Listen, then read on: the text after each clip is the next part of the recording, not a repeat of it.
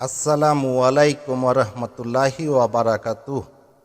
আশা করি আপনারা সকলে আল্লাহ তাআলার রহমতে ভালো আছেন। আমি আজ আলোচনা করব কোনো মুসলিমকে অভিশাপ দিলে কি হয়, ইসলাম কি বলে। আসুন আমরা জেনে নেই হাদিস ও কোরআনের আলোকে। অনেকে রাগের সময় জিহ্বাকে সংযত রাখতে পারে না, ফলে বেদিশা হয়ে লানত করে বসে। তাদের লানতের কোনো ঠিক ঠিকানা থাকে না। মানুষ, পশু, জড় পদার্থ, দিনক্ষণ, এমনকি নিজের সন্তান সন্ততিদেরও তারা লানত করে বসে।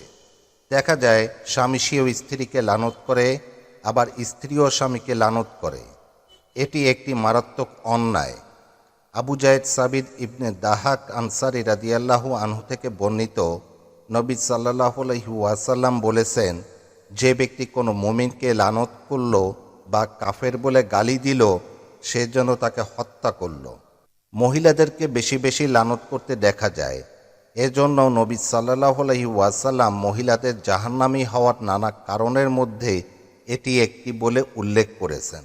এমনইভাবে লানতকারীরা কিয়ামত দিবসে সুপারিশকারীও হতে পারবে না।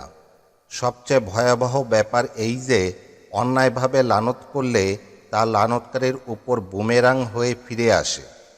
তাতে লানতকারী মূলত নিজেকে আল্লাহর রহমত থেকে বঞ্চিত করার জন্য প্রার্থনাকারী হয়ে দাঁড়ায়। সূত্র সহিহ বুখারী, সহিহ মুসলিম, মিশকাত, হাদিস নম্বর 3410 ও হাদিস নম্বর 19।